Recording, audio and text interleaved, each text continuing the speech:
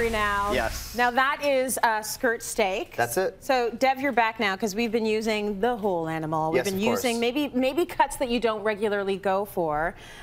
When you say it's skirt steak, what part of the animal is that? What part of the cow? So first off, it's a long flat piece, and like it can get very, very long depending on the size of the cow. It's very similar to flank, but it is not flank. It comes from the underbelly, which is also the plate, so underneath the cow. Flank would be close to the rear quarter. Yeah. So they are similar cuts, but they are a little bit different. A lot of steak and cow aficionados will argue like that this is one of the most flavorful cuts, if not the most flavorful. The skirt. It's often used for fajitas, often pronounced fajitas. Fajitas. So this is so this is what it's used for. Generally be flank or skirt. Okay, But so is it going to be tougher? I'm sorry, before you get into the recipe, is this going to be a tougher piece of meat to work with? So as you look at it, it's super fibrous. It comes from the muscle groups that are super fibrous, so it is generally a lot tougher, which is why you need to cook this very high, very quickly, which is what we're going to do. Okay. So we're going to start with some oil in our pan to get it nice and hot. Now, this takes very well, it lends itself very well to grilling, so I've grilled this one here, but I didn't want to create too much smoke here, so you can do this on the barbecue or use a grill pan. Okay. I'm going to use a few different ingredients to start with a little seasoning. So we have some cumin here. So cumin is going to go into my bowl, maybe a teaspoon. Yep. Brown sugar. Now, some people might be like, why are you adding brown sugar to this? Why not? It's going to help caramelize, and it's going to add a nice flavor. Okay. And then we have Spanish paprika. If you have smoked paprika, Hungarian paprika, or just regular paprika, that's fine. All right. So we're going to mix this together. I've already salted this. We're going to add some black pepper just for a little bit of depth, a little bit more character. Always fresh cracked. And then what I'm going to do is I'm going to rub up a piece of skirt steak with this marinade. That's it. So I have a large piece here, but this is probably closer to the tail end of it, and this is just great for two people. Especially like the way I served it up here, you could just throw down some tortillas, you can throw down steamed buns, naan, rice, anything you want, or even just a pile of greens and just have a nice salad. Or your favorite carb. I like those first suggestions. That was good. But this is beautiful served family style like that. So I'm generously going to add this, and I'm going to want to work this in. Again, you can see the garlic confit that I use everywhere. And then we're going to lay this into our pan. Always important we lay it away from us. Really? Yeah, just in case if it were to splash up, you know, it hits the guest that you don't like instead. Right. So there's just different options there. I also want to show you something really, really quick and simple, something really, really fun. Yes. I just want this to look a little bit cleaner before I scold myself. But I want to show you how easy it is to make a really good accompanying sauce that I've added on top of this. Okay. Also, when you're cooking this at home, most people will like medium rare. I like medium rare, which is about $125, 130 Fahrenheit.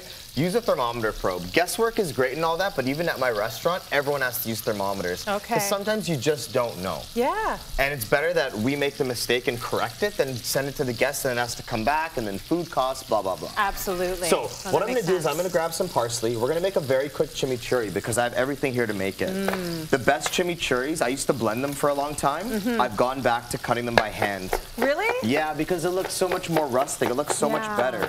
So we're going to rough chop some parsley. Okay. I love the stems because they're super crunchy. Good. So Use it all. Yeah, a lot of times with cilantro and parsley, people don't like to use the stems. I like to use it all.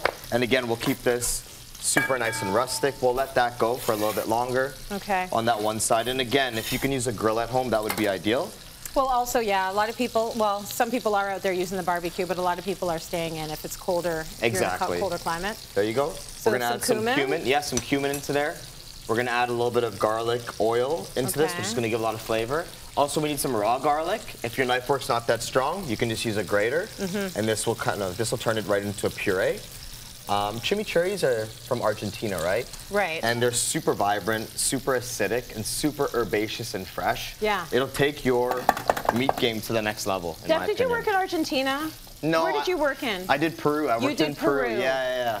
So that, I mean, how long were you there for? I was there for a whole month. Yeah. And I spent 2 weeks working in a cevicheria. So making ceviche. Yeah, summer's coming, ceviche is coming big time. Yeah.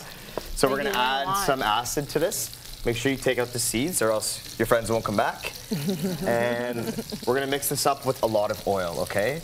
Now, generally, this is extra virgin olive oil, and this is what you should be doing with extra virgin olive oil. You never want to cook with this stuff, okay? So if you have extra virgin olive oil, it never touches high heat. You can warm it up gently, but use this to top risottos, to dip your bread in, for vinaigrettes. It should never hit the heat, okay? Keep that in mind. That's why you need to get the good stuff. That's why you need to get the good stuff. Well, you're paying top dollar, then it's so delicate, you put it on high heat, it damages those delicate characteristics, okay? Okay. So we're gonna flip this over. You can see by adding, looks good. See by adding our seasoning, it develops a little bit of a crust. Yes. Color is flavor. So if you're not caramelizing this, you're losing out on a good chunk of flavor. And you want this. Color is flavor. You can see we have such a nice crust over here. That's beautiful.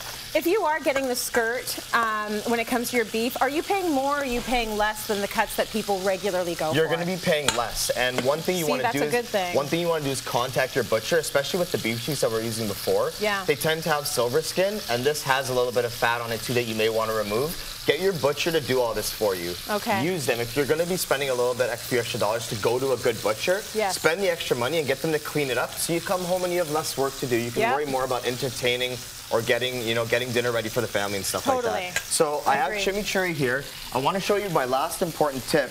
Is you can see the grain is running across this way. Yep. It is absolutely crucial that we cut against that grain, okay? If we cut, and you can see how it breaks apart, if we cut along with the grain, it'll be very, very chewy. So that's the last tip, and then you can just have fun. Plate it up, chimichurri, sweetie drops, kimchi, whatever you want. Looks so good. So simple. Oh my God. Very nice. We want to give a huge thanks to Cumbrace for providing all of the meat for Devan's recipes.